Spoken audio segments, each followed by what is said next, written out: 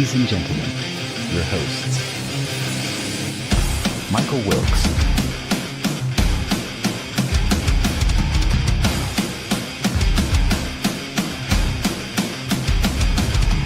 Angel Ortiz,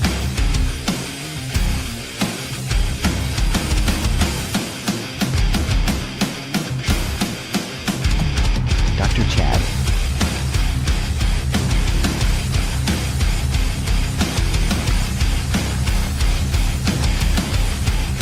and Sam La Cavera.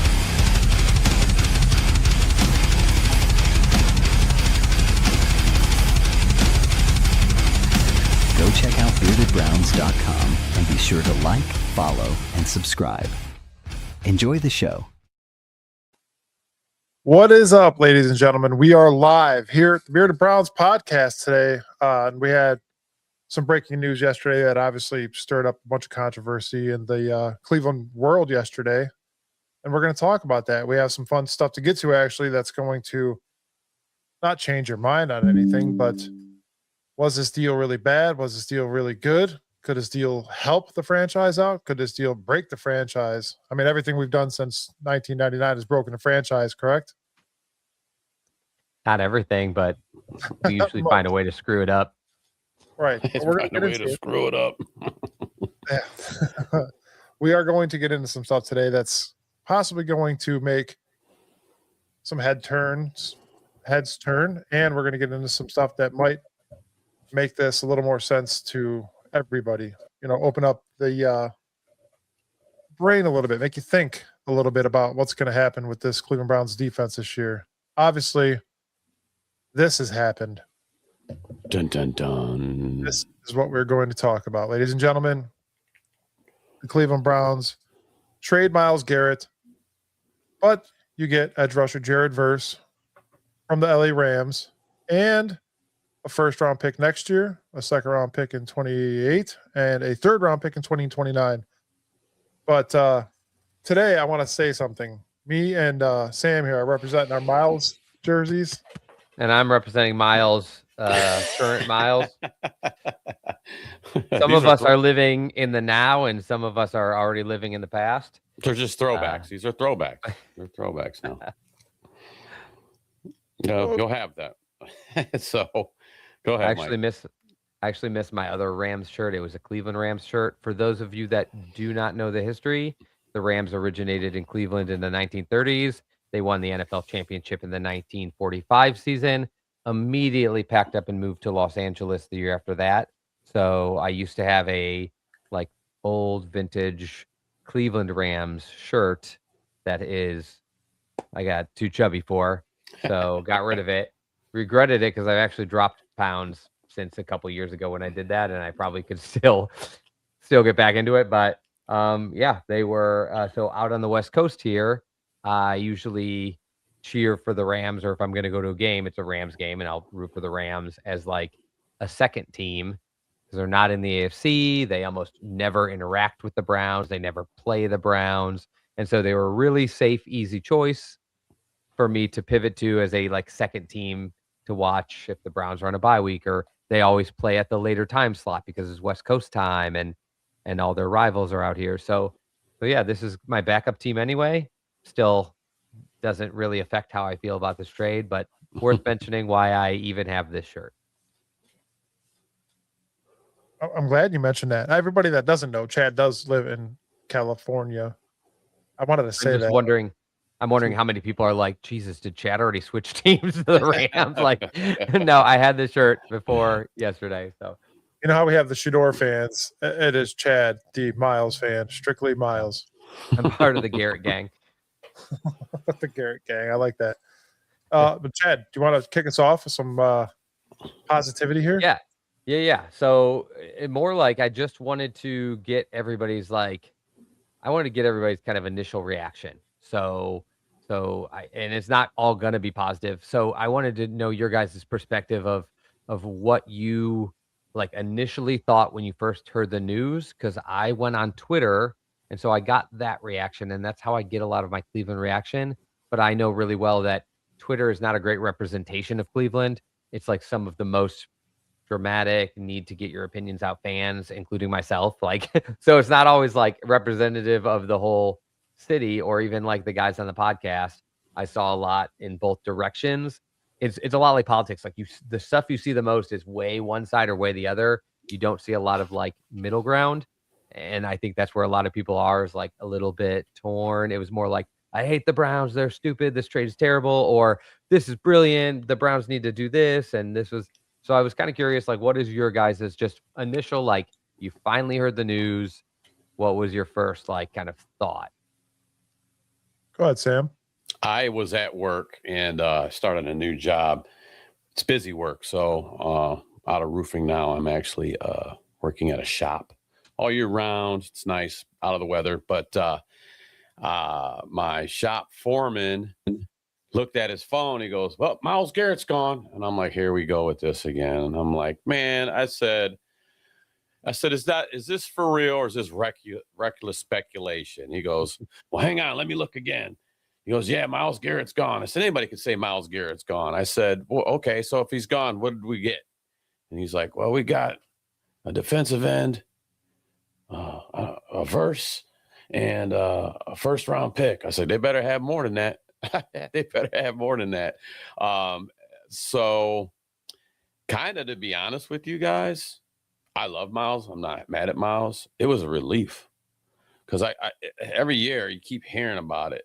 You know, he's not at the OTAs. Okay, he never comes to the OTAs.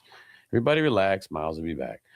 But I don't know, man. I really felt when I heard that I wasn't shocked. Maybe now if it happened last year, I'd have been in more of a shock. But as far as this year, and what changed that for me was, I really think, my opinion, once Schwartz didn't get bumped up to that head coaching job and he wasn't no longer with us, I think that had an effect on him. And I don't know, man. I was like, I think that played with him. I think that decided some things for him for sure. You know, he did give us nine years, and put it all out there on the field, so I can't take nothing away from him. But I really wasn't shocked, guys. I wasn't. I was just kind of like, all right, well, it was either going to be two things. He's here again or he's not. And you know me, man, I pick up and I go, all right, I'm like, it's done deal. Let's roll. I'm not going to sit here and go out and burn jerseys like we did when LeBron left and tear the city up because LeBron left. You know what I mean? Same thing with LeBron. So I give him props. LeBron won that ring. He gave us when he was here, 6 or 7 years. And then Myles gave us 9, and at the end of the day, part of that being where you're at is to go get your championship, get your ring, man. So I'm not going to hold nobody. I wish him the best, man. Hopefully he does okay. So, but not shocked. Wasn't shocked, fellas. Before I go, we're going to check in on our number one fan of the show, James Frank. He says, I'm still not okay. No, I'm good. Verse is going to be a dog. I'm at work, but I'll hop on and watch later. The text I got from him yesterday, he was not okay. The picture I got from him made it even funnier. But I was also at work at my new job because I'm not a tow truck driver anymore. And working with this kid, and he's like, he's a big Browns fan as well. So he's like, dude, we just traded Myles Garrett. I'm like, what, dude? And I look at my phone, and then all you guys start texting me. Then my phone just starts going crazy. So I'm like, oh, man, this is real. This is real. And the first initial impact was that gut feeling. You're like, oh, no, man, we did it again. Like we're there again. This is where we're at. So as the day went on, I'm still working and just thinking about everything, and did a little bit of research on Jared Verse, and you see the possibilities with this kid. Younger, obviously, you start thinking about that. You got younger talent. You got money to be saved, lots of money for now until, Jared Verse is out of his rookie contract, and boom, here goes the dynamite if he is that good.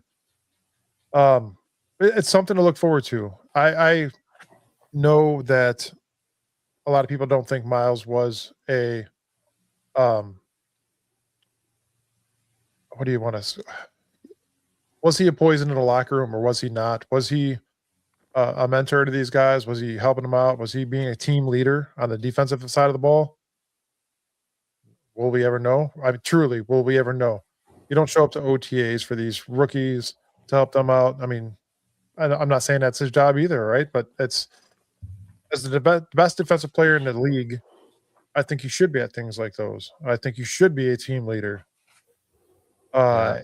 I'm not going to sit here and bash Myles Garrett and say that he wasn't great by any means, but after hearing years of "I want out, trade me, I'm done," see ya, dude. I mean, you knew Cleveland sucks. Glad you stayed for 9 years. I appreciate everything you've done for this franchise. I really, really do appreciate everything he's done, sincerely. But I think it is time to move forward because there is no I in team. That saying really goes with this right now. You're one man. It's not a one man defense. You could pick up pieces along the way. That's what we're going to do. And the fact that we got a 1, 2, and a 3 out of it, I'm happy. And me and Sam were actually talking before the show. We did get a little bit more. You got pretty much 2 1s because he was a first round pick in 2024.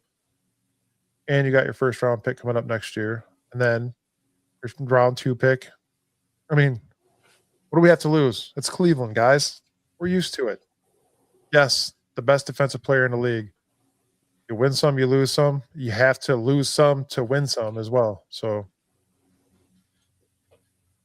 Yeah. Man, you guys just covered like half of the outline in that first initial. You guys had a lot more initial thoughts than me. Like, what was your very first thought? And you guys had all of that as your first. I was like, wow, you guys went way deeper.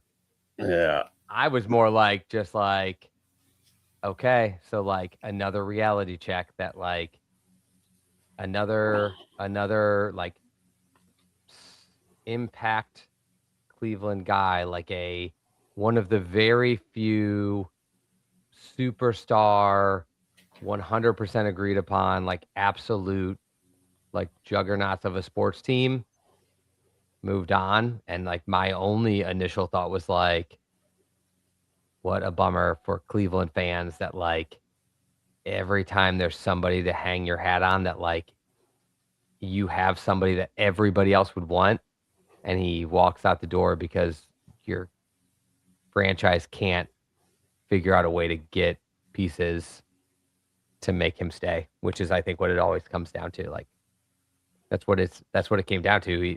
He's gone because they made a mistake in how they built this franchise, and instead of a trajectory up, they went up a little, plateaued, and then plummeted down.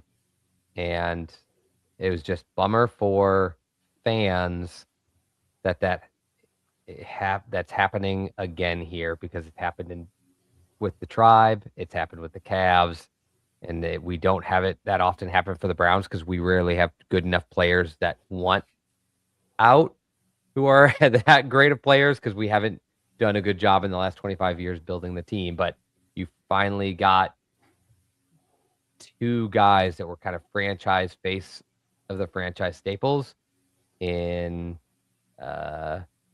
Baker Mayfield, who kind of changed a lot of this team. And because you made one move that took you in the wrong direction, he's gone. And that same move is a big part of the reason this guy's gone, just because like you couldn't make the right decision at the most important spot in football. So that was just my initial reaction too.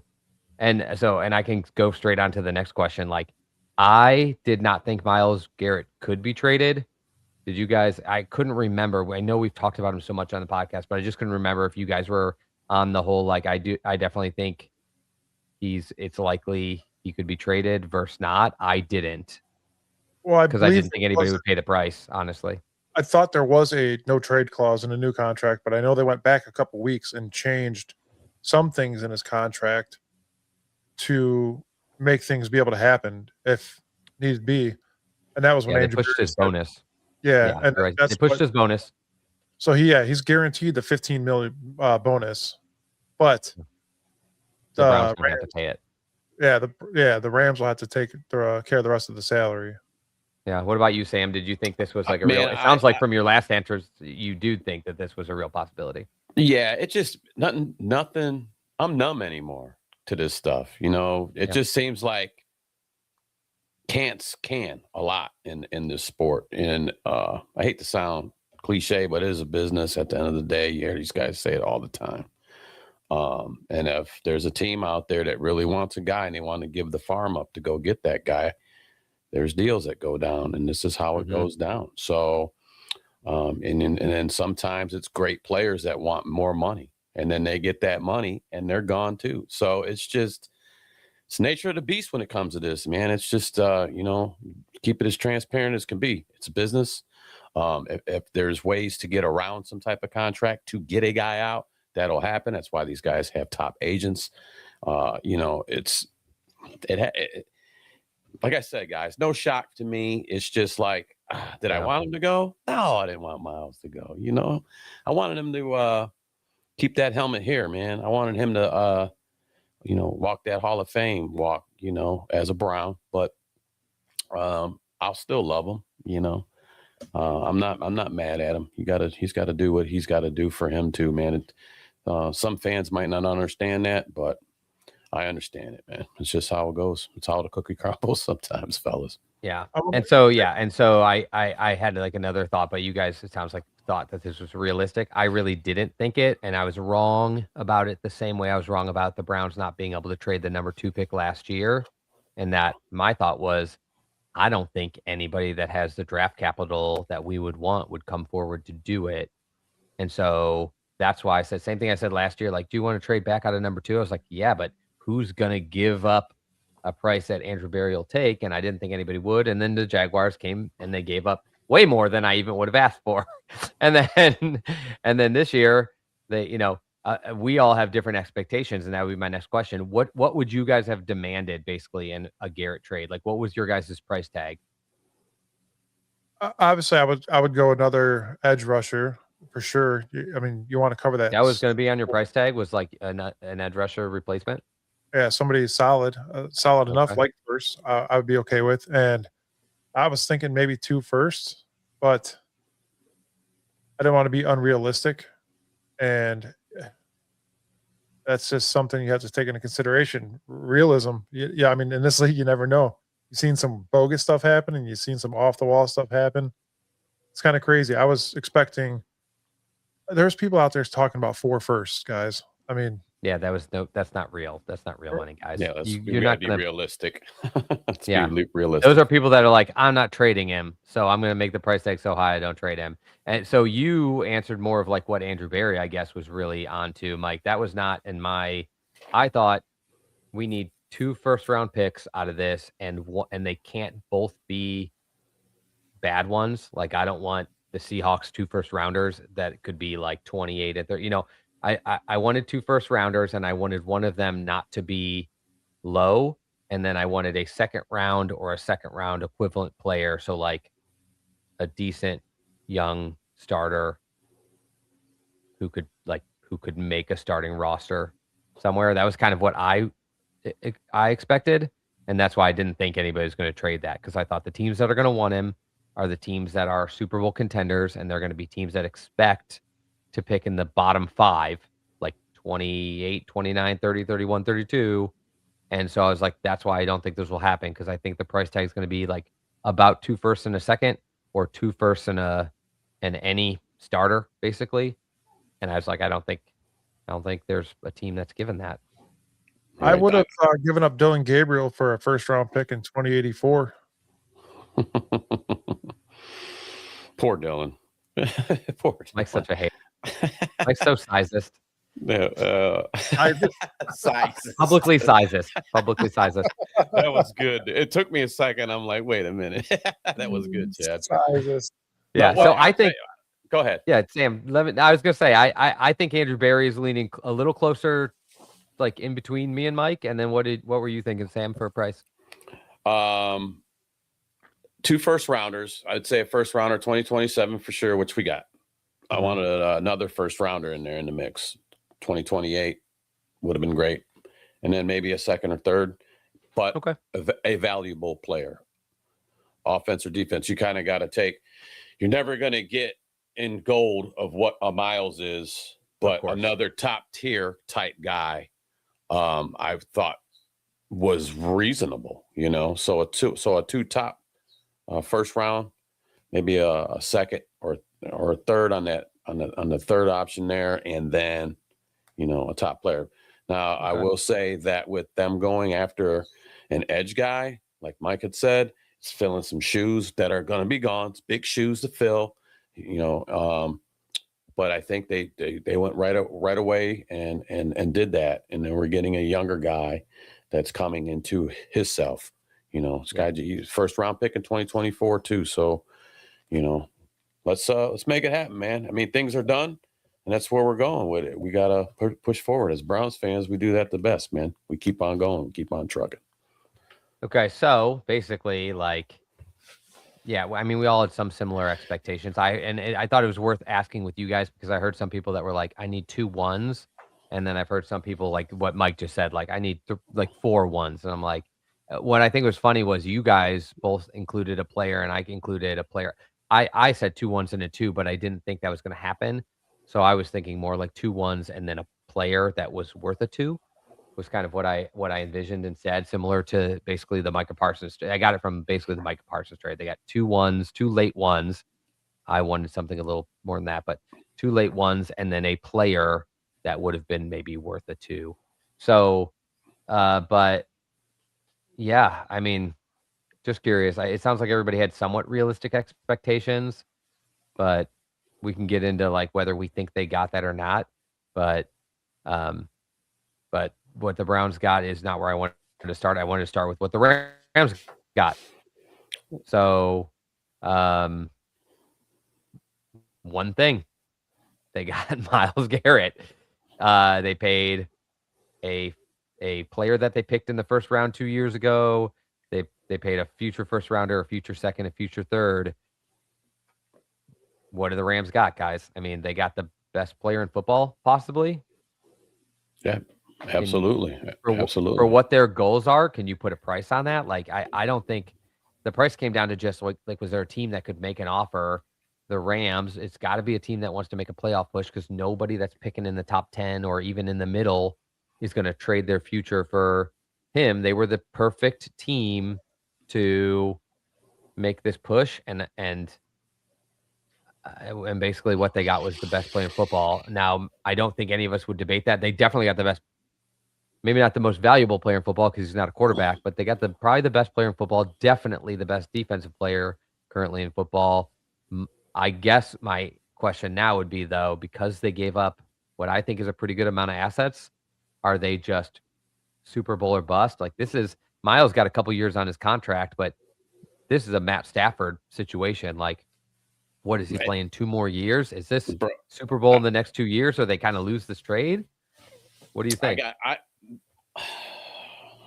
I wish nothing. I never wish any harm on nobody in any football game. I don't. I thought about this, and it's the NFL, guys. We know anything can happen. It does happen. All right. So Matthew Stafford's getting up there in age. We all know that, right? He's been in the league a while. He's been banged around. He's still a great player. But if Matthew Stafford goes down, guys, who's the backup? Are they going to go ahead and throw Ty Simpson in there right away? And then now, hear me out. Now, would Myles be in the same situation that he was here, but over in the Rams? So if Stafford goes down and then they got to throw a rookie out there that might not be ready yet, wouldn't that be kind of like the same scenario that you just left? It's it feels to me like one of the closest scenarios in the entire NFL. It's possible, so it's like, I was thinking that, I'm like, oh yeah. And then they got Ty Simpson, Stafford's getting old. I was doing the weights and scales thing, man. And I'm like, it's the NFL, man. I mean, I don't wish that upon nobody, but it's something that could happen, and then Myles would be sitting there going, I just left that shit. I just left Stafford has already played 17 years. So I guess my closing to this, and I think it sounds like you agree, is the bigger risk. I think the best piece of this trade was Myles. There's no doubting that. To me, the bigger risk of this trade is actually kind of goes to the Rams, because the Browns probably were going to keep Myles for the next 4 seasons. And then I think after that, he probably would have bounced to try something to end his career. But the Rams kind of staked a big chunk of their future to win in the next 2 years. So in the scenario Sam just named, which I'm not betting on Stafford getting hurt. These older savvy quarterbacks learn to get rid of the ball, learn to not take the hits. Anything could still happen. He had his absolute best season of his entire career and was an MVP last year. So it's not like he's over the hill. But if something happens to him, they're going to be like, Well, like you got to think, Chad, though, too, man. Like before Deshaun Watson got hurt, he was in pretty good shape, and then it just happened to have that Achilles snap on him. Mm-hmm. I'm not just thinking from a standpoint that Stafford will get knocked out of a game because he just got blasted. I'm talking about as an older player, and I'm sure he takes care of his body, but it just goes to show that, and we do hear a lot of these Achilles a lot. It's a lot anymore, turn the wrong way, pop, and then that guy's over there as he's done for the season, and then 17 years in the league, like you just said, is he come back from that? You're a doctor, you know what I'm saying? That's not a at this one. age. If he has an injury like that, he's going to Joe Thomas and he's out. And I fully believe that. He's got a family. He's got the money. He's got the Super Bowl. He stayed around to try to win another Super Bowl. He's not doing a 12-month Achilles. He's going to Joe Thomas. If he gets hurt, he's out. And I do appreciate, Sam, that you're putting so much bad juju into his world. I'm not. It's just the NFL crumbling him with this negativity. No, things happen, and that's something that can happen. So maybe, like I said, I no ill will towards anybody. I don't care. I don't want nobody to get hurt. I remember there was a game where we were playing Pittsburgh, and we knocked the crap out of Roethlisberger, and they knocked him out of the game. And I said, I don't want him on the bench. I want to beat him with him in the game. You know what I mean? I'm that guy. I don't want. Yeah, you're old school. That's an old school mentality. That's like, I just want to beat them at their best. Yeah, I don't care. I'm like, to me, guys, it's really not about one person coming to make a difference on your team. You had an elite guy there. You made a sacrifice, which could be good or bad. Myles Garrett's going to be 31 in December. His age is getting up there, and we were talking about it before the show where his stats went up. We'll get to more of that, but I don't really think that that's going to make a huge difference for them. I honestly don't. I really don't. I think a lot of Cleveland fans. North. I think a lot of Cleveland fans would disagree. I'm guessing. I think typically the Cleveland fans agree with Mike a lot. Like, I'm not sure if the most, but I don't think they would agree with that. I think they expect he's going to make like a huge, huge upgrade for them, a huge difference for them. I'm not going to go and say he's not going to go, he's going to go out there and erupt. He's going to be Myles. He's going to do Myles' thing. Me and Sam were talking before the show about, seeing Myles just bust off that line and do his little loop swoop and pull thing. It's just amazing watching him. It is. Yep. And we're all going to miss that, but it's time. Yeah, and I don't think he's going to make that big of an impact. I said, okay. I think I texted in the morning brew chat. I said, what do you mean? No more quarterback Halloween tombstones here in Cleveland? I know, it's a bummer. That's you're exactly right. Like, it's the fan. For me, that was my initial reaction is like, we kind of just lost somebody that I've gotten so used to being the biggest part of the Browns. Like, that stuff, like, he's still going to do that. He's going to do it in somewhere that doesn't have autumn, so Halloween's not going to be the same for him either there. Seriously, right now, you're wearing a Ram shirt. That's why I'm so plugged into them here. But yeah, Mike, I don't know, Mike. I guess I would rephrase this way. If you don't think it's going to make the biggest impact, they came one game away from the Super Bowl last year. If Myles Garrett was on their team instead of Jarrett Verse last year, do you think they up their chances of beating the Seahawks and going to the Super Bowl? No. What did he do for the Browns? Well, we had some offensive problems. You got to have. Yeah, we're not the Rams in the NFC Championship game. They both got to be cooking, and I said this before. Divisions. It's going to be way different for him in general. He's not going to play all the same teams he played before. Not all of them. You can't have a top I'm three. shocked. I'm shocked that you don't think this pushes them. I don't think one guy's going to push any team any further. Really, I don't. Unless you're a quarterback, I don't think you're going to push any team to the extent of a Super Bowl, especially being a defensive line player. I just think it's crazy. Well, Vegas seems to think that they got pretty good odds. I don't know if Yeah, I was just gonna say I'm speechless. Like I think you are the only person I've heard from that doesn't think that he improves the Rams. I mean, he's going to improve them. I don't think it's going to win them a Super Bowl. You can only improve to the Super Bowl. They were the game away from the Myles Super Bowl Garrett, last year. So the only improvement is he could have a fall off year. It could happen. It's all change for him. He could go in there and just culture shock everybody and just ruin the locker room. That could happen. I'm just thinking worst case scenario because right now I'm still kind of pissed about yesterday. But anyways. So Mike comes out with his like, I'm not that surprised. Let's move on. He should go. And then he's like, I'm actually pissed about this, and that's why I'm. That's his other colors come out once you get talking. His other part of his heart was like, yeah. Once you get talking, the true part comes out. He's a little bit crushed by this, ladies and gentlemen. Really, I got over it yesterday after work. I was fine with it. I talked to my grandfather. I think I talked to Sam. Yeah, I talked to you on the ride home. I was all right after work. I think I told Mike. I think when Mike asked me, I go, I'm glad it's over because I said, it's just every season. Should I stay or should I go now? Yeah. And I'm like, man, I was just like, okay, it's already done. It's time to move on. I mean, I'm a guy that's ready to get it. So that's that. And now you got to look ahead now here. You know, new coach. And honestly, I hope Mike is right. Look at that guy's going to take us to the Super Bowl right there.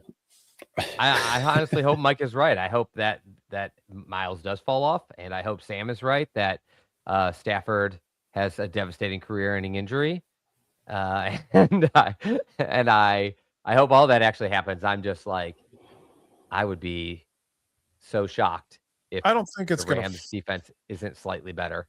I don't think Myles is going to necessarily fall off. I just don't think that he's going to take the team that extra distance. If the extra distance is literally like 2 plays. If he's 2 plays better than they had last year, they go to the Super Bowl. If he gets 20, they were this close. If he gets they were the closest team to the Super Bowl. Almost only counts in horseshoes and hand grenades, my friend. Which is why they made this trade, because they were almost there, and they're like, we need just the smallest piece to move us forward. And it cost them. The only thing it cost them was the player in the same position. So their defense it's not like they gave us a star cornerback and they're like, well, our line got better, but our secondary got worse. Like their line got better and everybody else stayed where they're at. I guess I'm just like, I just think if you're that close to the Super Bowl, like adding the best player in the entire league, if that doesn't take you a step forward, like, then why are we talking about how good players are? Who cares? If we don't think the best player in the league makes a team better, one game better. I just like, it's crazy. I don't know. But I mean, if he goes there, like he broke the sack record last year. If he goes over there and breaks it again and has 22.5 sacks and passes that, I think that makes the Rams defense better. Because I have a question. Go ahead. Since all this happened, do you guys think that Myles Garrett's still better than TJ Watt? Yes, for sure. Yes. I still think he's the best player in the entire league. I'm just wondering if Browns fans are going to, flip-flop that. Now, you know what? Maybe TJ Watt was better this whole time. No way. Man. They're not true Browns fans then, Mike, because we already talked about it. Pittsburgh is the enemy, will always be the enemy, and that's the end of that. That's the end of that. But they will look for ways to like I said, the thing I've kept hearing the most is, well, he's getting older, so, he'll probably start to go down. Yeah, I like what Don Fowler said. Don Fowler. Yeah. Verse is better than Watt. All right, let's in the future, over the next 4 years, maybe Watt is getting older faster than Garrett has been. Okay, so we'll move off of Garrett because we're kind of cruising on. Let's start moving on to the Brown side of this because I don't think we'll ever agree. I think I hope I'm wrong, but I think he raises them a notch. That doesn't even mean they'll make it to the championship again. I'm just thinking like where they were last year, they're probably picturing if we're that same team, we get to that same place, Myles gets us to the Super Bowl and then we can go from there. But they still have a long way to go. Like in Sam's scenario, I mean, you went to the worst case scenario, like a torn Achilles. Matt Stafford could break his foot in training camp, just a small stress fracture, and miss 5 games, and they go 1-4, and all of a sudden they can't make the Super Bowl because they are just, they're trying to get back into it. Or there's so many things that can go wrong, which is why I think it was a risky trade for the Rams. Myles has had injury history too. Like, it's not like he's immune, but it's a risky one for them. But it was the bigger overall like loss to the culture, identity, and fan base, I think, was Myles. But on the opposite side of that, I think it's worth talking about what the Browns got. So we said they got a number 1, a number 2, a number 3. We all expect, I think if you're being realistic, you shouldn't expect that number 1 to be anything but like 25 or later. I mean, that's realistic. It could be you're hoping so, but like you should be expecting that's a very late 1. And then you got Jared Verse. So I was wondering what you guys thought Jared Verse is worth, or if you even followed his game long enough, because he's a young player. He hasn't been there that long. Clevelanders don't closely follow the Rams. Would like Sam said, or Mike said, his boss was like, oh, they got some defensive end. If it was Micah Parsons, he wouldn't have been like, they got some edge rusher. It looks like Mike. They would have been like, they got Micah Parsons. It sounds like he wasn't like super familiar. And I think I would not be shocked if a lot of Browns fans aren't familiar. The Rams are not anything that Browns fans follow. They're in the other league. They're across the country. He's young, so it's not like he's a well-known established name who's been top 10 for, 5 years. And you're like, okay, I know who that guy is. So what do you guys think, or do you guys really know like what Jared Verse is worth? In draft capital value. I honestly think he is worth more than, I'm not going to say they gave up. The Rams got snuffed in the deal. But just in draft capital. How many? What do you think Jared Verse would have traded for if a team just traded for Jared Verse during this last draft? They were like, I don't want to pick. I want to trade. What do you think they would have had to give up to give Jared Verse? I would say at least a 1 and a 2. Okay. That's actually what I said also. That's exactly where I was going to go. I said at least a 1 and a 2. And the kid's he's a great player, and he's got more to go. He's only been 2. I said he was going to have to be a 1 and a 2 or a top 10 pick. What'd you say, Mike? I said don't get too into it yet. Oh, yeah, I heard. I knew you tilted your head back. You were thinking you were about to just spill the beans. No. I definitely think that kid is worth a 1. I definitely think that kid's worth 2. I think that kid is going to develop to be a great player, and it's Myles' shoes you're going to fill. No, Myles. Yeah, he's not going to be able to do that. I don't believe. Myles is probably going to go down as the best defensive player in the NFL right now until somebody else comes along. But who knows how long that could be or where that could go. But I'm thinking that with Jared Verse, I think we have potential to have a great defensive edge rusher in the making. And I think the team switching, they're shifting. It happens every so often. Guys get older, guys retire, or guys move on. And that's where we're at right now. I feel that's where the Browns are at right now. So if you're going to do a big deal like that, which they did for Myles, you definitely want to get youth. You want a good player. I think they got that out of him. But I also think that kid was worth a number 1 pick and a number 2 pick for sure. Okay. Yeah. So I said basically either like around a middle 1 and a 2, or like top 10. I thought that's what he was worth. And then I saw a lot of analysts that were saying the same, like, oh, this guy's like an early top half of the first round and a 2 player. I kept seeing on Twitter yesterday, Browns fans acting as if he was worth less than another first. Like Browns fans were saying, like, we got Jared first, a 2nd, and a 3rd. I wanted 2 firsts and a 2nd, so I'm disappointed. And I was like, wait, do you think he's not worth more than? Because that tells me you think he's worth less than a 1st. And I was blown away by that. And I was like, people really do not know who Jared Verse is when this trade was made, which didn't surprise me. But before I would make that comment of like, we got shorted, I feel like we should spread the news. And again, if you guys think he's worth 1 and 2, you agree with me. Charles Robinson, who's like the lead sports reporter for Yahoo Sports, said he had him graded as two ones. He's like, I think a team would have had to give up 2 ones to get Jared Verse. Now, he didn't give, like, I was more specific, like a middle 1 and a 2 or like a top 10 1, I thought, but he thought just 2 ones, like, which is not that much. Like, according to some fans, that's less than what the Browns got, apparently. So Charles Robinson thinks Jared Verse is worth more than some Browns fans think the Browns just got, which is crazy to me. So I'm glad you guys are on the same page, because I was like, I don't know. I can't prove it. But I think most of the actual analysts and people who watch the Rams are like, yeah, Jared Verse. So we'll get to Jared Verse specifically later, besides the draft capital, and we'll talk about why people think he's worth a 1 and a 2, or even Charles Robinson thinks he's worth 2 ones. But, I just think, like, that is like, was such a crazy response to me, to see people thinking just a random 1, which has a 50% bust rate and is worth less than Jared Verse, who I believe you pray that your number 1 pick turns into, I guess. And we'll get to why later, but, like, that's what I think. If I pick somebody in the first round anywhere, I'm hoping he turns into what Jared Verse has been his first 2 years. So I was blown away by that thought process of some fans in Cleveland. So I don't know what people in the comments think or what they thought he was worth, but that was, for me, I was just like, wow, I got to get that thought out in the open, because I could not have been more perplexed at people's initial reaction. Yeah. Really quick before we move along.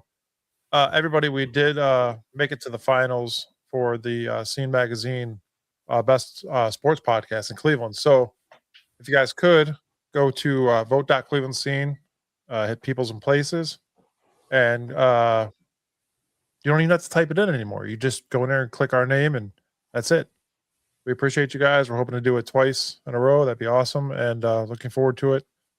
But yeah, keep it. I think voting is up till the 15th, so definitely go vote for us. We appreciate you guys. Yep. Go out and vote, man. Go out and vote. We are trying to two-peat this thing, man, and it's thanks to you guys. Last year, we were able to take it to the top. So let's go again. Let's do it. Do it. So I thought, so for the next part, a word has come out now.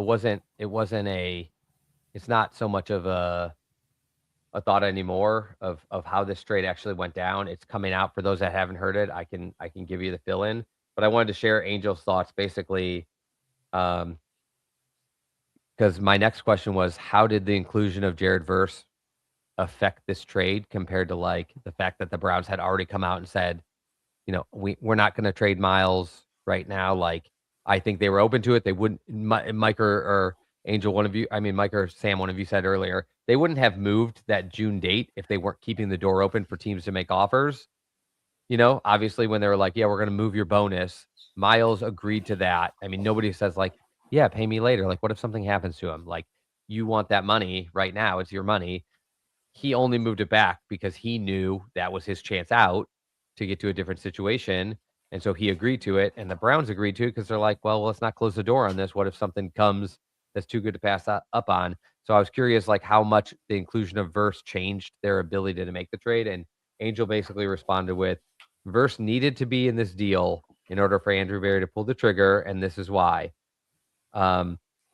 This would be the take I'd be saying if I was on the show, and it's that Myles Garrett is it was just traded out for a younger guy who gets the basically same pressure rate, which they really value, and who you can control under a cheaper contract. The pressure rate being the same, him being younger, him being cheaper, and the Browns being able to now recoup $40 million on the cap to spend on other player or players to bring in is what made this deal done. And that actually pretty much got reported by Jay Glazer, one of the NFL insiders, who basically said he has it on good knowledge that the Rams tried to make this trade happen during the draft. Sorry, the And comments. and I don't know if that included like, the Rams had a pretty high pick. They picked what was it, 13th or something like that in the draft, wherever they picked Ty Simpson. And I don't know if they were going to give up that pick or not, or if they were willing to give 2 future firsts and the Browns said no. Like, I don't know what was going to happen there. But Jay Glazer basically said that there was a hard no initially. The Rams kept at it. And part of the reason the Rams picked Ty Simpson after the Browns wouldn't trade Myles Garrett is because they knew they were trading a future one to get Myles Garrett. And so they wanted to get a quarterback for their future, knowing that they were going to have at least one of their ones, if not more, in the future gone.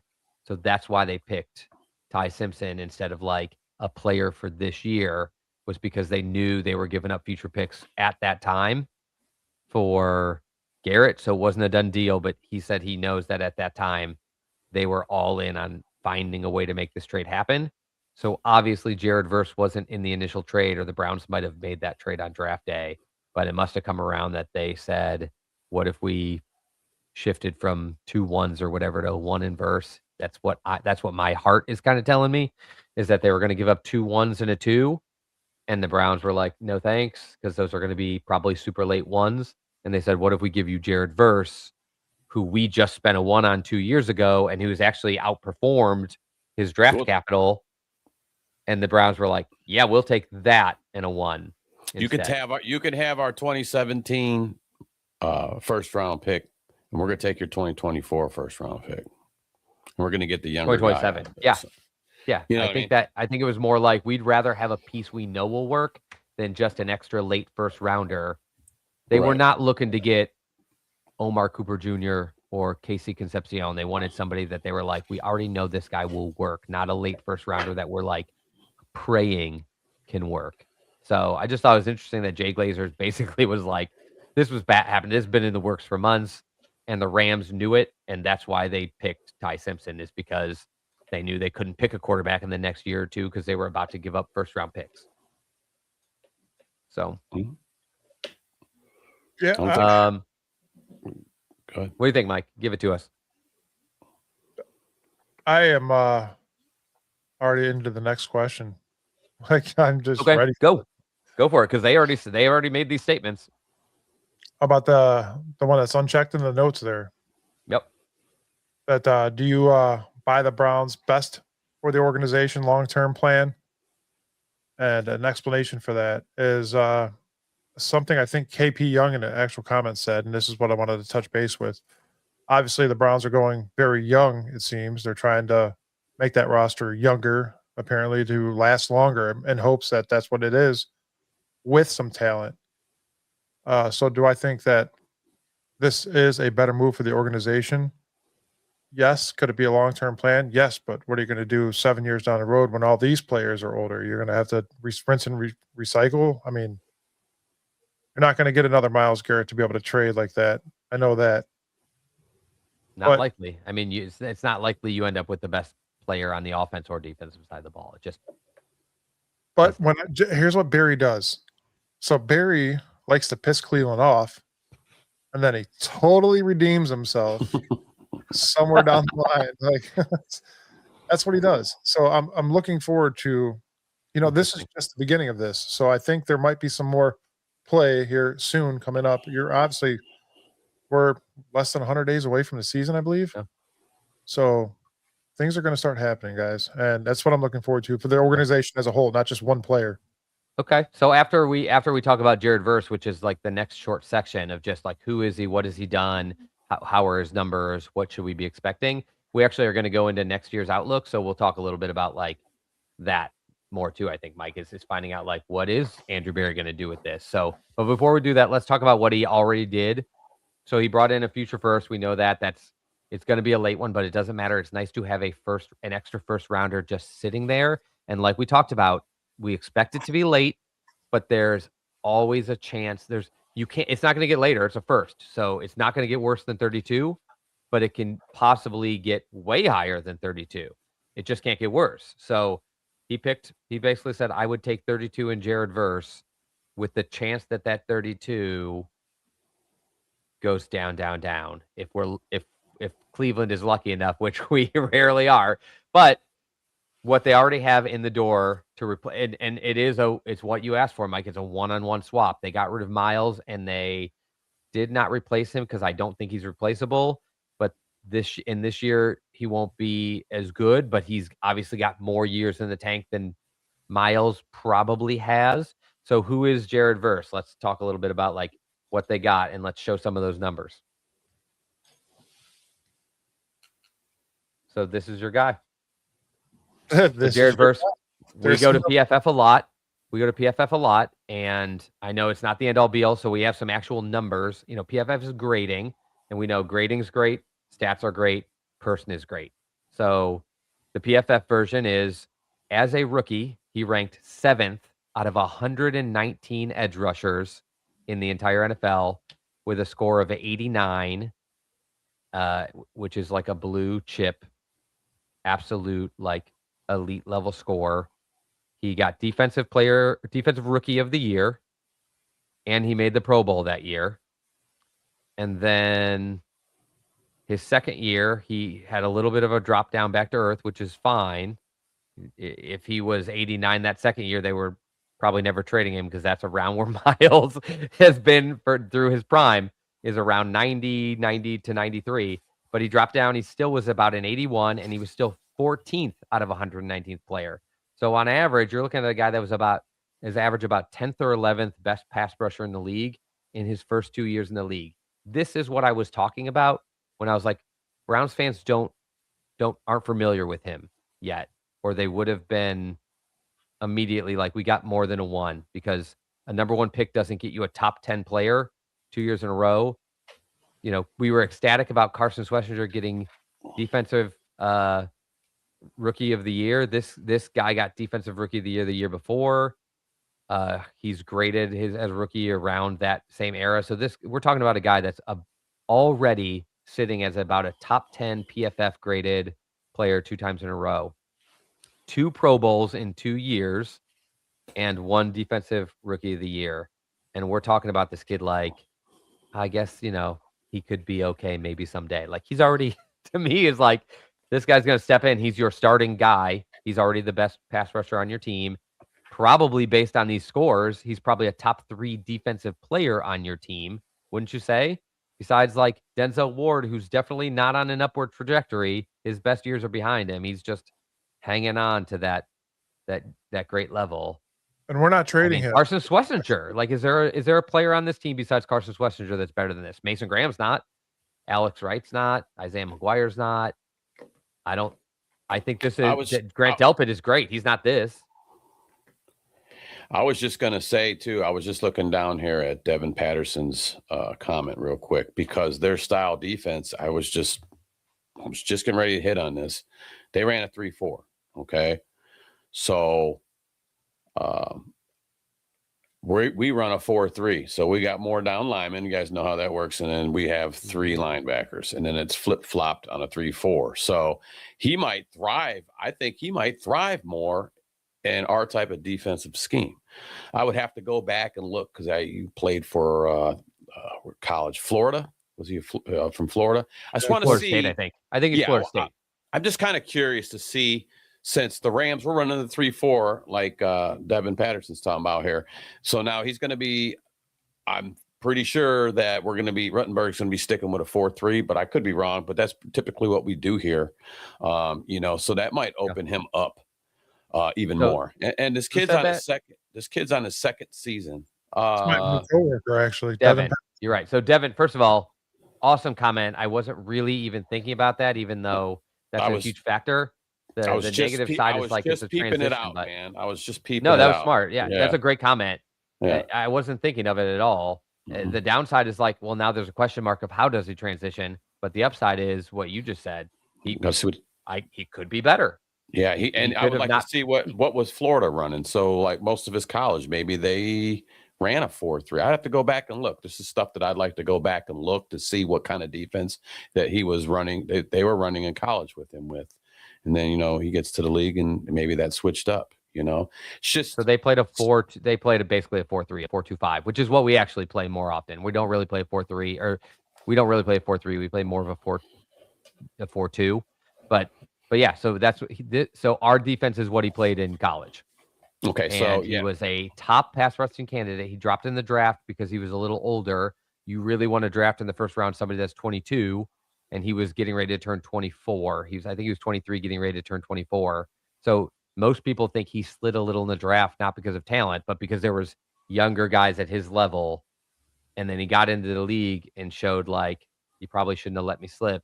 I'm the best pass rusher from that class, kind of stuff. And there were some good guys that came out too, by the way. Yeah, I tell you what, I watched him this morning. I was actually watching some film of him. He's got I'm talking about, he got a top 10 bull rush. I watched him, his bull rush is nasty. He does have a nice swim move, but there's more building for him. He's only 2 seasons in. I mean, go watch some of go look his highlights up from the Rams. I want to dive in a little more into, I haven't yet, but I want to dive into a little bit more of his college or collegiate career. Looks like it was 2 seasons, I say, FSU.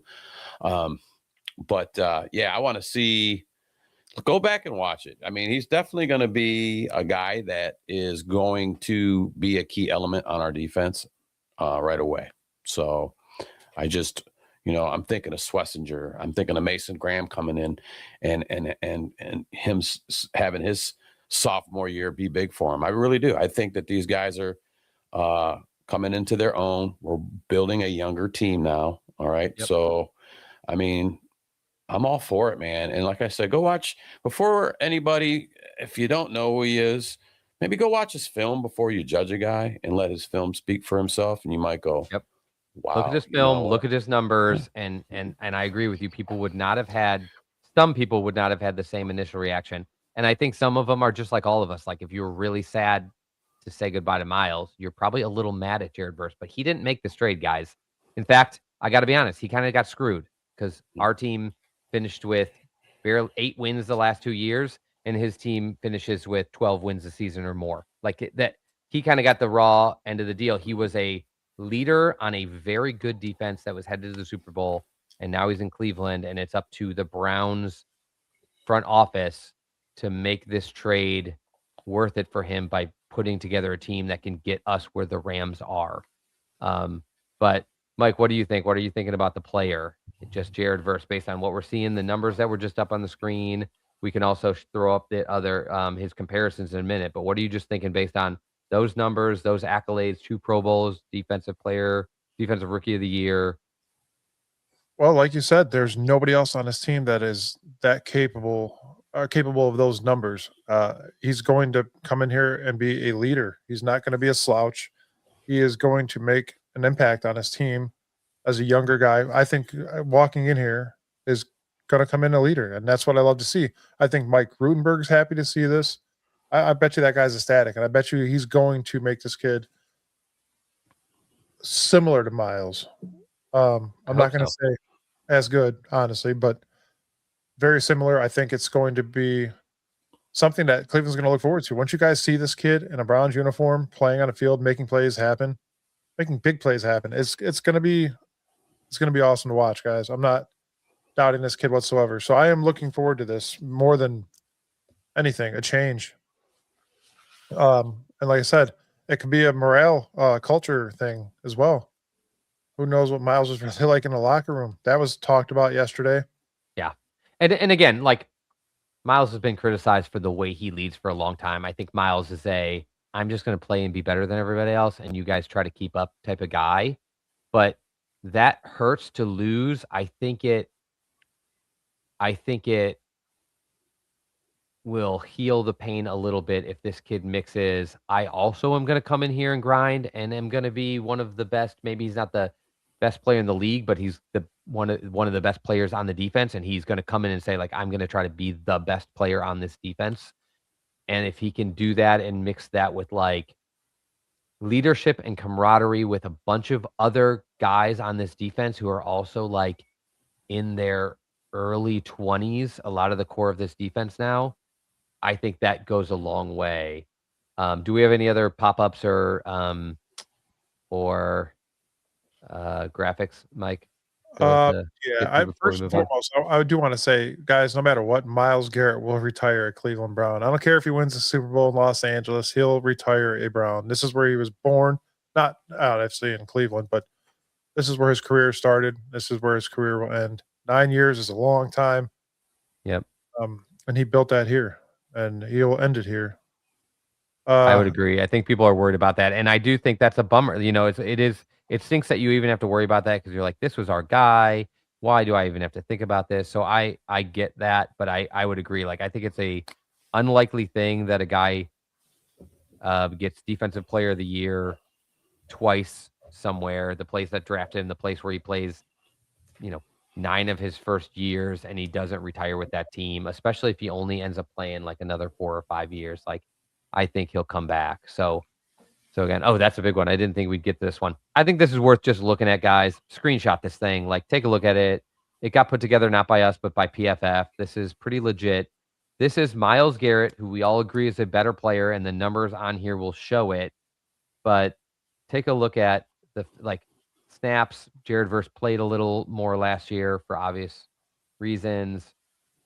And pass rush, that includes pass rush snaps and run snaps. But look at the pass rush grade. Yeah, Myles is superior, 94-88. Myles is deep into his prime. Jared Verse, we're hoping, isn't even to his prime yet. Run defense grade, 84. Again, superior to Jared Verse's 74. Pressures, though, Jared Verse actually led over the last 2 years with more pressures than Myles. He just wasn't able to close as well. And he doesn't have as good of an overall pass rush win rate. But his pressure rate is about the same per snap. His run stop rate is actually higher, even though his run grade isn't as high. I think it's just worth looking at. Like, Garrett's a better player, but this is not a guy who's on a different plane than most. There's Myles Garrett at the top, and then there's another tier of just top level pass rushers, and Jared Verse, who's not even in his prime, is already hitting that threshold. Well, that, and you guys have heard me say this multiple times on a show, where pressures are almost as important as a sack. It's inevitable. You're going to screw up the play somehow, whether that be a run or a pass. You're going to get in there, you're going to disrupt the play, and it's going to show. That could cause an interception, fumbles, loss of yards. All those little things matter. Yes, sacks are great, but pressures are just as good. I'll say it. I'll die on that mound.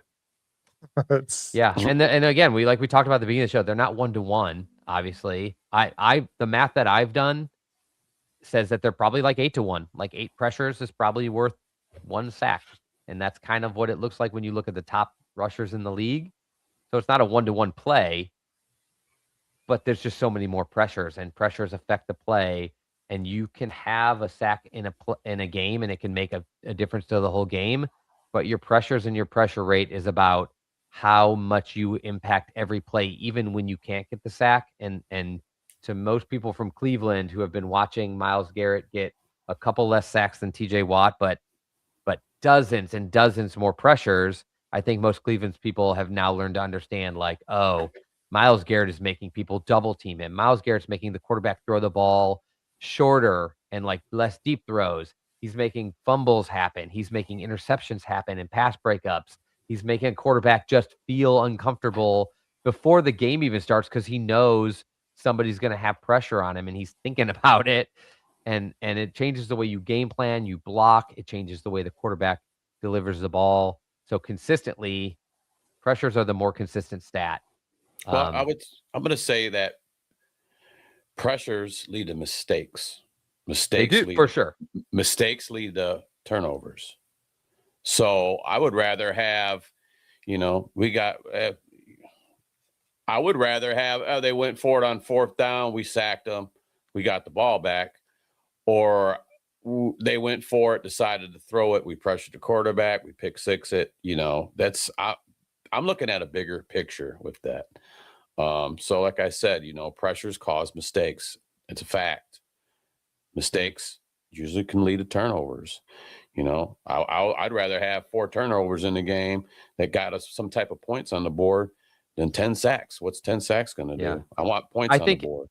a good analogy that I think of is I think of pressures as more like catches and yards, and I would think of sacks like touchdowns. Like I would rather have a receiver who has, you know, 1,400 yards and 4 touchdowns than a guy who's got 6 touchdowns and had 300 yards that season. They just happened to be in the red zone. Like, you know what I mean? Like, that's a more valuable thing to me is like maybe this receiver just doesn't get in the end zone a lot because your team's not very good and you don't score a lot. But that's almost what it's like. It's like pressures are your constant productivity. Sacks are like a touchdown, like how many times you score. And that just has so many more variables to it because maybe the quarterback has a great line or can get rid of the ball quick. Or is he Lamar Jackson? He's pressured, but you don't get the sack because he runs, but you made him run and he can't stand in the pocket and throw. Like there's just so many things to a touchdown. Like the touchdowns are a lot of times more variable of like, can the quarterback get you the ball in the end zone or wide open versus like, can you just constantly, I want a receiver that puts up 80 yards every game, and that's great, than one that gets a couple more touchdowns, but is just not constantly productive. So that's kind of my best analogy. You want both. You obviously want a 1,400 yard, 14 touchdown guy. But if you got a 1,400 yard, 4 touchdown guy, you're still feeling pretty good about that receiver. And you're like, we're probably just scoring by running the ball in or doing something else. Like we're getting that much out of the receiver. It's probably good. And so something that I do want to bring up, think about that Greg Newsome trade for Tyson Campbell. That kid came here and dominated. He was not super awesome with the Jags, but he came to Cleveland. This defense worked for him, and he's dominating now. He's doing pretty damn good. And AB is good at. And with Tyson, though, it was Jacksonville a lot of zone. Here it was a lot of man. He thrived. Another one. He thrived on the man coverage. So now we're like we touched on earlier, first coming here to a 4-3 defense rather than a 3-4, he might thrive more. So, and he's like you see, he's a younger guy. So we got a lot to look forward to. I'm not, I'm not definitely not hanging it up because Myles Garrett's gone. Oh gosh, what am I going to do? No, we're going to move on, move forward. We're building a younger team. We're trying to put, we're trying to make it a good team, a great team before we get into this new dome. You don't think them guys are trying to do that? You think that they're trying to, you think Haslam and Barry's trying to do the least possible? You're not going to sell seats unless you got a team that's putting up some W's here, more than 5. Clock's ticking. Yeah, clock's ticking. 2029 will be here faster than you know it. So this is the time now to start fixing, and you got to get younger. You got to build, and you got to go. It's all or nothing, man. This dome is a big part of things too, and if you don't think it is, you're crazy. So yeah, and so I don't know that it's safe to pick a team that way, but I think it comes into play that they're more worried about getting better in the future than what Myles Garrett can do the next year or two with them. And we've kind of all touched on that, and I think that all plays into it.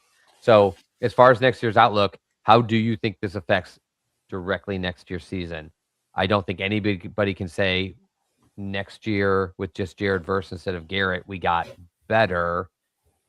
But you're going to see culture change. You changed your whole coaching staff. That's going to be a dramatic change. You got rid of Myles Garrett. You're fixing your offensive line. We don't know who our quarterback is, and we haven't since 1999. So that's fair to say, correct?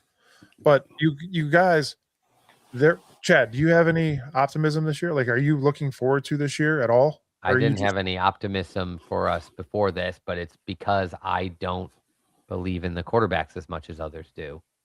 That's my honest opinion right now, is the quarterback scenario once again is screwing us when we do have potential to be winning games. I am looking forward to, yes, the wide receivers, the offensive line being number one, because you guys know how strong I was on that. But for the receivers to come in, to finally pick a quarterback, to know, just to know what quarterback's going to be there would be great, right? Yeah. And then to see the outcome of games. Like we talked about it a couple of weeks ago, Chad. I think you might have even been on that show, Sam, where you're not going to see all glitter and glory right away. It's going to be 4 or 5 weeks till these guys start meshing. So I'm not going on to. the line more than anywhere, because that's all. Right. That's not. We added a piece in the secondary. We added a piece of the defensive line, like Jared Verse. We added a new linebacker. We added every single player that's going to be playing here was not a starter to start next season. And the only person on that line we've got, KT Levinson's going to compete. No starting job in sight. DeJuan Jones is going to compete. He's not going to be given one. Tevin Jenkins is going to compete. But however this works out, none of next year's day one starters are probably the starters on this line this year. It's one way or another, 80 to 100% of this line will probably be new to start the season. So that's what I just think I like the trajectory of the team. I like the young roster. I like that there's not much old left on the roster from when these last couple of years when we weren't very good. I think that it needs to accelerate, though, how fast we get good, because we don't want this group of young guys being losers for 3 years in a row like we've done in the past. We're like, oh, we like the young core. We like these young guys. But then they lose because we can't get the quarterback right. And so I guess I'll just cut right to the quarterback player, because I was going to get to it at some point where somebody was going to be like, there goes Chad on the quarterbacks. No. Myles Garrett wanted out of this. So what do you think Myles Garrett thinks of the quarterbacks in this room? I'm not really asking. It's a rhetorical. He obviously didn't look at Watson or Sanders and go, oh, yeah, we're in for a playoff run. Cancel my request for a trade. I want to stay. He wants to go to a Super Bowl contender. He's looking at this team and going, those aren't Super Bowl quarterbacks right now. He hasn't been at training camp, but he's seen them throughout this whole process last year, this year. Does Andrew Berry look at Shedeur Sanders and Watson and say, I think they're taking us to playoffs this year? Do you make this trade of the best defensive player in the draft if you think you have two quarterbacks that are carrying you to the playoffs this year, or that you're confident in? I don't think so. I think this trade just swirls up the idea that the players on this team and the general manager on this team do not believe that they have the quarterbacks to take them to the playoffs right now. And God, it would be the greatest thing for this team if they were wrong, but doesn't that just shout they don't think they have it? They just traded for somebody that will be better farther in the future instead of right now, and they traded for future assets. All of that screams to me they still think they need to find a quarterback, and they want this team to be ready in a year or two when that happens. They don't believe it's right now. And I'm not definitively saying for everybody that's going to come after us, how do you know Deshaun can't bounce back? How do you know Shedor's not the guy? I don't. I'm saying they clearly also do not believe that, or they wouldn't have made this move. No, you're absolutely right. Myles, on his quest for a Super Bowl, because part of your legacy is that, okay? Yes, you're going to look around and go, you know what? I've been here 9 damn years. And you know what's going on right now? And I got rid of my favorite coach, my defensive coordinator. Schwartz gone. We're bringing in Monken. He's never been a coach. You got to think this went through Miles's mind. He's never been a coach. He's never been a head coach. He's 60 years old. I don't see, this is a rebuild. This is another rebuild. I can't see. Myles had to go. I can't see them winning a Super Bowl anytime soon, and I'm not getting any younger. I got to go chase my dream. Okay? So that does tell me that. Now, does that mean, we can get on this quarterback thing all day. We got to see what happens in this training camp, and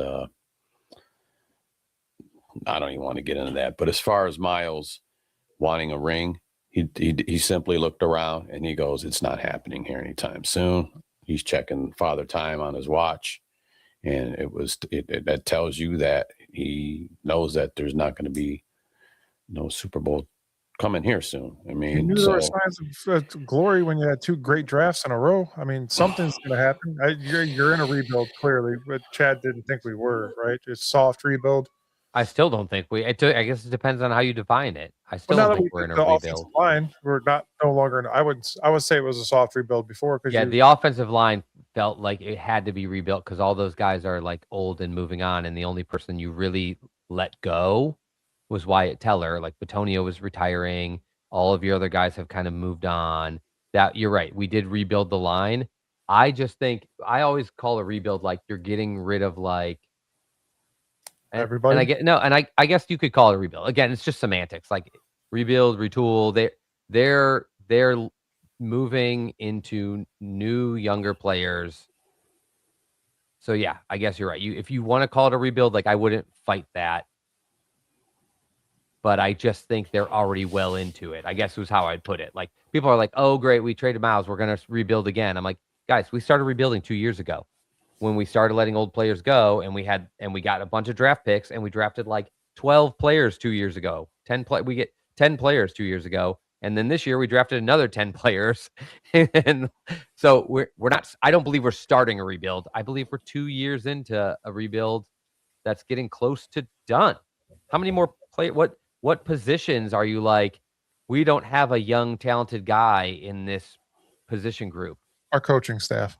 No, I'm kidding. I'm kidding. I think Not our head coach. I think, right. but So, I think Monken was the right call, though. I'm not gonna, I just think that yeah, it's it's still up in the air. You got to think that Myles and Jim Schwartz had a really good connection together. Would this have changed if Schwartz got the call to be the head coach of our team? We'll never know because it didn't ever happen. Well, he asked for this trade before Right. we ever even fired Kevin. So like, right. But I don't think it's not a factor anymore. I think you're still right. I still think Schwartz leaving, either not getting a head coaching job or not staying on as the DC, is just another change that let Myles go. This isn't the same team. These aren't the same players I've ever played with. This isn't the same coaches I've ever been coached by. I don't want to. If I'm starting, it's just like a job. If your boss leaves and then 5 of your coworkers leave and there's only like 7 of you, you're like, okay, well, 5 out of the 6 of my coworkers just left. I'm going to be starting a whole new job with a whole new boss and some whole new responsibilities and expectations. That's when people are like, why don't I just go to a whole new job? Like, this is a good time to leave. Maybe I can get paid more. Maybe I can go to a place that has better out. It opens the door. You're right with Schwartz leaving for Myles to go. Well, now there's like nothing here I'm familiar with. Right. So I might as well just go to the Rams and be not familiar there where they're already good. Well, yeah, right. Exactly. I was going to say that too. And yeah, why not? Why would I stick around now? Because, like you said, Mike, you said it, and we've all said it. We got a whole new coaching staff. I mean, Monken brought with him like 28 members, 28 different staff guys. That's a lot of different faces. That's your new. Does that mean Baltimore is going to be garbage this year now? What's that? So does that mean Baltimore is going to be trash now? We can only hope. Yeah, we hope. But yeah. Sam, man, you just kind of blew my mind with that. I think you're spot on. Like, that was just probably the kicker of like, it's time to move on. Like, I wanted to trade last year because I thought this team was going to be bad, and they were, and I was the best I've ever been, and we were just as bad as ever, which is why people can be optimistic about it. Because, guys, Myles Garrett wasn't winning the Browns the Super Bowl, and they didn't move on just because of that. They moved on because they know there's something else that they need to win the Super Bowl, and they don't know when they're going to get it. Right. So they're trying to get pieces. Like Mike said, you're looking around, you're seeing all these new faces of coaches. And then if you're going to do that and you want that Super Bowl, you're going to go to a team that's going to give a better chance. You're looking at McVay like, you know what?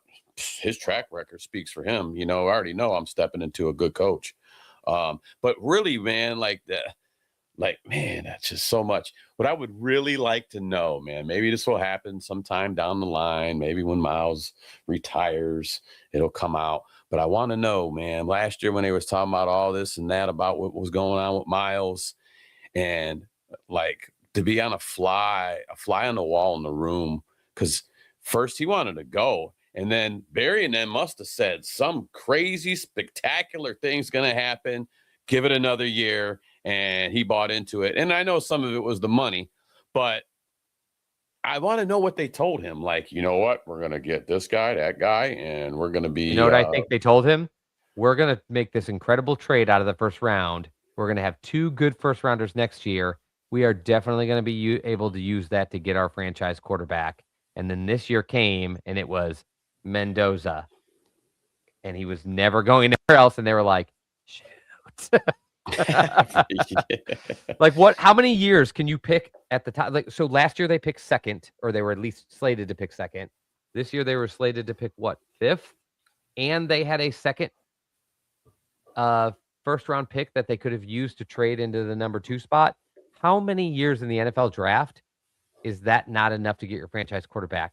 Just such a bad coincidence that 2 years ago and this year's draft class for quarterback was so bad, because normally there's like 4 guys and you're like, if I've got the second pick in the draft, I'm at worst getting my number 2 choice, and maybe I'll get my number 1 choice. And if I'm picking 5th with a 24th pick, which they thought, I think, like me, that'll probably be like 15, I can move to like 2nd or 3rd or 4th, and I'll get a quarterback there. 2 years in a row, that guy wasn't there. And I know we have a lot of fans that believe a lot in Shedeur Sanders. I'm just telling you, not only have I not seen it, I don't think Myles has either, or I don't think he would have been like, get me out of here. We're not, that guy's not, if it won't be, doesn't mean he's never going to be good. It means that he's not ready to take this team on a playoff run. And it's a bummer. I'm going to bring up the next question here, because I had something to go with this that's going to make the chat go insane. I was just going to say, before you say that, though, this has been one of the best. I'm sad we have so many points to get to today. I almost wish I had like made this less, because the chat is awesome today. There's so many good points in there. And after we're done at the end, we're going to end up at our normal time, but maybe we'll be able to hit 1 or 2 more topics that they are talking about. But like, the chat is killing it today. Yep. Thank you guys. We appreciate the feedback on here, and we're watching as you're coming in, and we'll try to get to some of your comments, man. It's a big thing too. You guys do bring up valid points. That's why we are here, and we are talking our team that we love, so earlier I was getting ready to spit out 3-4 defense, and our guy Devin over here was already on it. So we were reading each other's minds. So shout out to Devin Patterson, 17-15 over there. That's my new coworker. But yeah, guys, there you go. What I want to ask everybody is, this is actually Chad's question, but I'm stealing and adding some to it. But I don't care. Do it. 1, do you guys think that the Cleveland Browns are in full tank mode? And 2, are we doing? Listen, hold on. Are we doing this for our quarterback Arch Manning next year? Is that what we're doing? Full tank mode. For Somebody Arch had to do that. Somebody had to do that. No. So what can I get? All right, go ahead. Hear me out. You guys, we are not tanking. You have a brand new head coach that's got a job that he's going to be fighting for, and he's going to try to prove himself with his staff. They're not going out there to lose this year. You had 2 great drafts. You're not going to waste those players' talent to lose games. You're not. I don't care who anybody's. No. Just no. There's no ifs, ands, or buts about it. We're not tanking, and I sure to hell hope we do not get Arch Manning. That's what I'm going to hating say. already. Hating on Arch Manning already. Yeah, Wow. dude, he's not going Let to the kid play in college first. live the legendary name. He will not. I promise.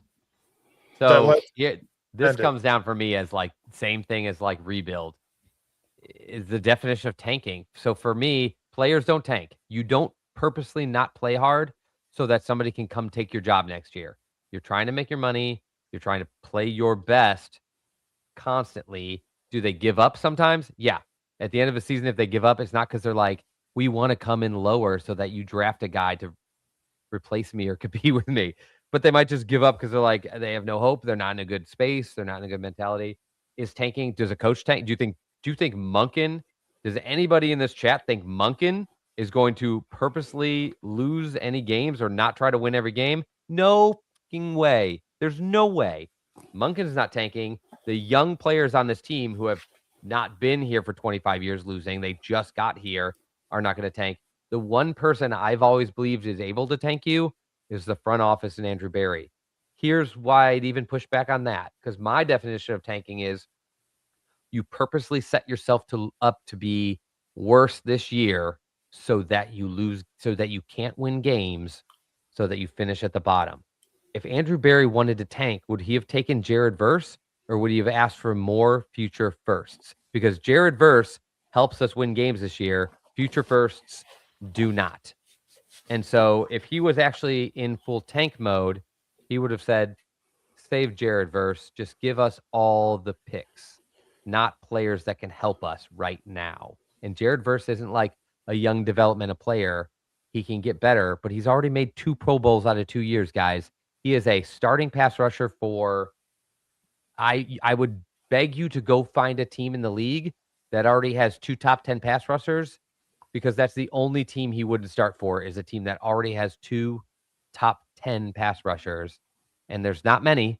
The one that there might be is the Rams now, because they have Myles Garrett and his counterpart. Was it Byron Young? So the Rams are maybe the only team where he became the third guy. And I got to tell you, he's much younger and has more upside than their other pass rusher. So he still could have came in and become number 2 for them this year. So again, the only person that can really tank you is your front office. And if they were trying to tank, they're trying to get a quarterback without tanking. That's why they're constantly trying to get another first-round pick while keeping their team competitive, because that's the best way you get a quarterback. Now, if they were tanking, we'd be seeing a lot of reps by Dylan Gabriel, wouldn't we? We don't think he's going to be winning a lot of games in the NFL. They're letting their quarterbacks compete, and they're going to let Todd Monken put a quarterback out there to win. Again, they're putting themselves in a little bit of a position not to be as good as possible this year, but they're sacrificing this year a little bit for their future in a different way by being strategic instead of tanking. That's my opinion. I don't think they're tanking. I think they're strategically setting themselves up to continue building. To be tank good would be to be good in 2029 and enter a new dome. If they were tanking, would they have picked up 5 new high-priced linemen? Nope. They would have let all those struggles from last year come in, and they would have let Watson, who they don't give a crap about anymore because he doesn't probably have a future here no matter what, and or Shador sink or swim behind this terrible line. But instead they spent like 15 to 20 mil a year on all these different, and each of these linemen, because they're not tanking. They're trying to build. They're 2 years into a rebuild. I called the entire quarterback play it out last year. I called it. Remember? 4. Yeah. 4. But anyways, I'm going to tell you, you're going to see Deshaun Watson. Deshaun Watson will start the season. Guys, you're going to try to get whatever you can out of him, right? Okay? I'm going to make this quick. By week 5 or 6, he'll be out again, and Shador Sanders will be your starting quarterback. You got to see what you could have in him, right? I mean, honestly, unless Deshaun Watson is winning games, you're going to see Shador Sanders in there by week 5 or 6. They're going to have something meshed by then, and then that way you'll be able to find out who the hell your quarterback could possibly be next year. If Shador could shine, that's who it's going to be. Don't waste it on a possible in the 3rd round or the 5th round or the 1st, for that matter, because every year is a quarterback draft class. Anyways, guys, what is the identity of the defense right now? Hang on, I wanted to get to real quick, man, about tanking. Oh, I yeah. didn't get a chance to say shit I about thought that. so. Hang on a So minute. for those that are listening by chance and not watching, we basically were going to skip Sam, because if you saw his reaction to the question, I was like, well, Sam, okay. But I'll hit it real quick. let him speak. No, you got to tell him what we all just saw. You don't bring a new coach over here in Monken, okay? You don't bring a new coach over here, and he brings over 28 new members to right a ship, okay?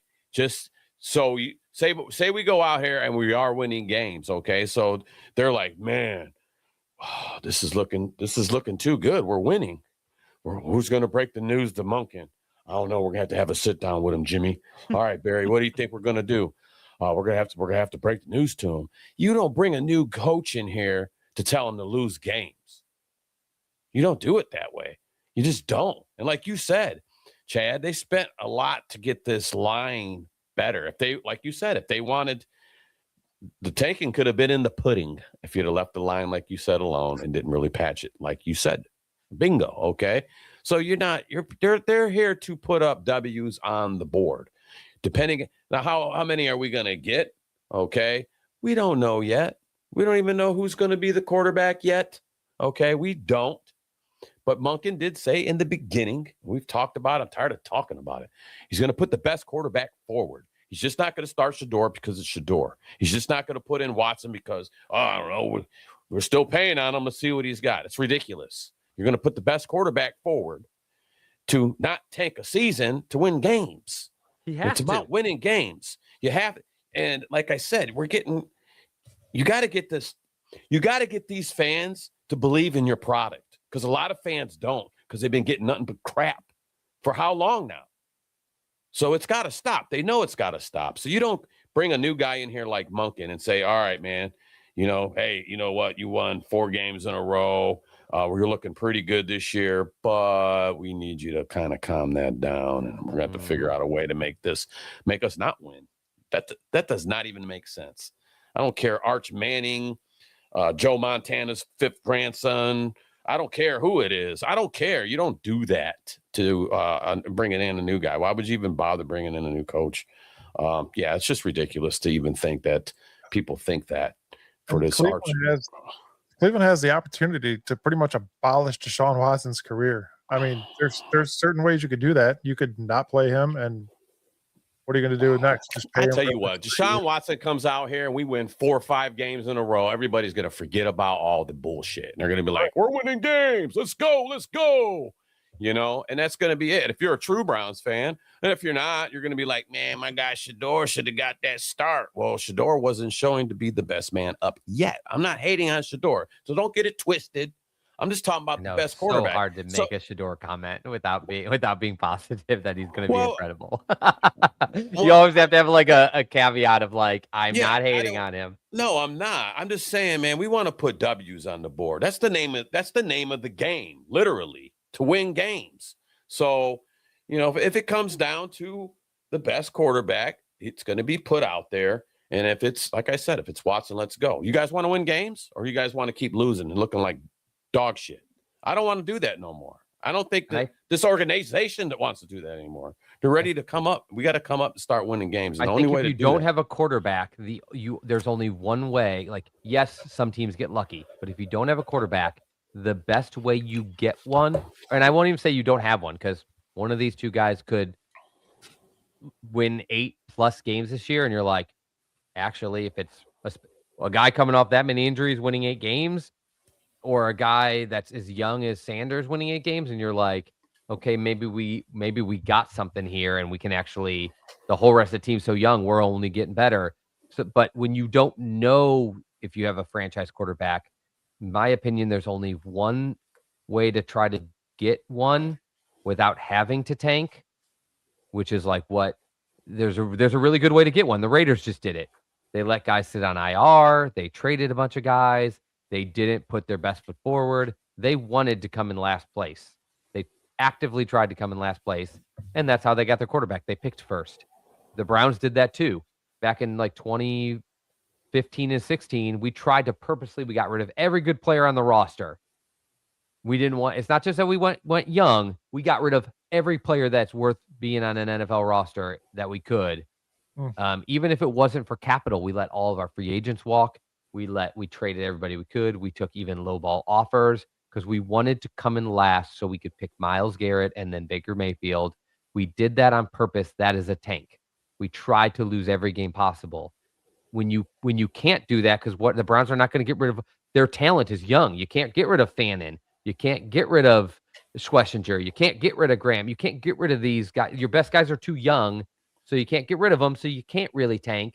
So the best way you can give yourself a shot to get a future quarterback and get in the playoff mix consistently is get future first-round picks. The Browns have one way to do that on this team without getting rid of a young core piece, and it was Myles, and they did it. The next one people are talking about, and I just saw it in the chat like twice, is Denzel. Does this mean Denzel is going next? Denzel's a very different player for multiple reasons. One, he's not worth 2 first-round players in a second. He's worth a second. Denzel is no longer worth a first-round pick, guys. I'm sorry, Clevelanders. I love him as much or more than anybody. He's the ultimate Cleveland player. And number 2, Myles asked to be traded last year and wanted to be traded this year. Denzel has always said, I was a Cleveland fan. I was a Buckeye. I want to stay in Cleveland forever. It doesn't mean they can't trade him. It's just a different situation because they're not going to get a future first to try to get their quarterback with him. So I don't know if he gets traded. Like, I still don't think it's a Barry tank, said even if no. he did, because they're going to try to get players. Barry But said that's he's gonna not come going up. to. Barry said he's not going to trade him, but that, I mean, that could change next week. So You're right. Barry said he's not going to trade him because you're never going to come out and be like, we're trying to trade this guy that might be on the team this year. Yeah, so I mean, and like it's just a very different thing than Myles. And really quick too with the quarterback thing. Okay, so Monken says best man forward, and he chooses Watson. Okay, because it's about winning games. It's not about jersey sales. Okay, and I'm still not hating on Shador. Just peep it out. Watson comes in and he starts because he looks sharp. He looks like the guy that's going to get some W's on the board. Okay. And then maybe you actually bridge a rookie quarterback the right way and then let him learn some more. So maybe that Shador will have an opportunity the following year to actually build, learn, and shine more. I mean, that's a possibility that's there too, everybody. So just because I'm saying Watson, I'm not even saying Watson's going to be a star. I'm saying the best guy's got to be a star. It could still be Shador Sanders. Okay.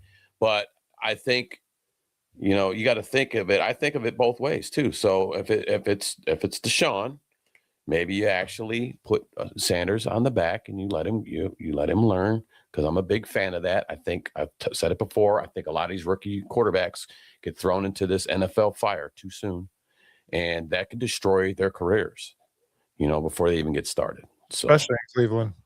Yeah, I mean, let's just win. Let's win some games with the best we can put out there, the best product. I'm all we about don't it. want a subpar Baker anymore. We want. I'm kidding. That was. I mean, they're dying to take back the clock on that trade. If they hadn't never traded Baker, and I know him and Myles weren't like best buds, Myles may not be looking to go somewhere that can win. He's looking to go somewhere that can win because 3 out of the last 4 years we were not good and we couldn't even make the playoffs, let alone compete in the playoffs. And he's ready to do that. They had their chances. It's not just the Watson trade either, although that was what it will always come back to for me, because that is the big failed trade that changed their trajectory from up to a consistent playoff team to crumbling. And it's mostly to me about the injuries. I think Deshaun Watson was playing and going to continue to play and get better than most Browns fans do. A lot of people are like, he came in here and he sucked. I mean, he wasn't the top 3 guy you hoped you were getting, but if he had played this whole time, I think you would have some playoff games under your belt. But he's never played. He plays 5 to 6 games a season. Last year, he missed the entire year. Like, you can't have any franchise guy that you paid franchise quarterback money and traded all those picks for not play, or you're going to lose. Nobody overcomes that. It's one or the other. Guys have traded 3 picks for two first rounders, 3 first rounders for a quarterback that didn't work. It happened in Indy. It happened in San Francisco. Guys have paid $45 million for a quarterback who didn't work. It happened in Denver. It's happened before with Russ. You can't do both. You can't pay a guy $40-something million a year and give up 3 firsts and him not play and succeed. Nobody wins. 0 NFL teams, with no matter who the coach or franchise is, win in that scenario. And that dropped their trajectory. Now, again, now they're looking at, we need to make sure we have a quarterback. Maybe it's one of the guys in the room. If it's not, how can we make sure we're in the best position to get one if it's not one of the guys in the room? And they just did that by adding a future first, a future second, and a future third. Those are 3 pretty valuable picks that they can use to put themselves in place to get a quarterback. And if these last 2 drafts were as good as we think they were, in fact, I'll just say the last one 2 years ago was. If this draft plays out like all of the graders are saying, then there's not going to be much argument that that's the only thing they need to finish, is finding that quarterback position. And they're going to be ready to continue to build, compete, and try to get a championship. We got to see what we got here now. This is the now. Okay. So we got to live in the now. And like I said, I'm going to say it again. I'm not anti-Shedeur Sanders. I'm not anti-Watson. Did I like Watson? The whole trade of Watson coming here, I hated it. So I already knew there was going to be baggage, and I did not want it. But he's here. This is who we have, okay? And we have Shedeur Sanders, and there's still a Dylan Gabriel in there. And now there's what's the other young guy we got? Kalen Green or Taylon Green. We got all these guys in the room again, but you know. I just want to win football games. So if it's Shedeur, put Shedeur out there. If it's Watson, put Watson out there. It's about getting these W's. And then, you know, like I said, the ball can go either way. I mean, I see the comments. Some people are saying, you know, you got to go with Shedeur right away. Okay, so you people that are saying, let's go with Shedeur right away if he's not ready and he goes out there and fails, then what are you going to say? Should have started Watson. Should have got the offensive line. So we gotta put the best guy forward. Monken will have that sooner than later. I talked about it before. I don't see this dragging out through the whole training camp. There's going to be a guy. It's going to be announced sooner than later. We're not going to have the Kenny Pickett versus Flacco. What's going on? It's not going to be that way. They're ready to get to work, and how you get to work is you focus on the best guy, you run with it. And it's about putting the W's on the board. So let the best man win. Best man forward right now and end the show because 4:45 in the morning comes really fast. So I want to thank everybody tonight for joining us. Sorry to cut you short there, Sam. No, you're okay. I'm used to it. No, just go ahead. Again, everybody. You say short. I'm getting shorter and shorter. Go to Cleveland Scene Magazine and vote for us for Best Sports Podcast. Let's two-peat this again. Thank you guys for all joining the chat. Make sure you guys like, share, subscribe. We appreciate you all, and we'll might see you Saturday. We're trying to work on some kinks for Saturday's show, but we will let you know. There's a quarterback train. You guys hear that? That is awesome. Always right at the end of the show. But yes, thank you guys for joining us. Vote, and we will see you soon. Thank you, guys. Myles will retire a Brown, by the way. James, we kind of touched that earlier. Myles will retire a Brown. Oh, yeah. As Angel would like to say, go Browns. See you.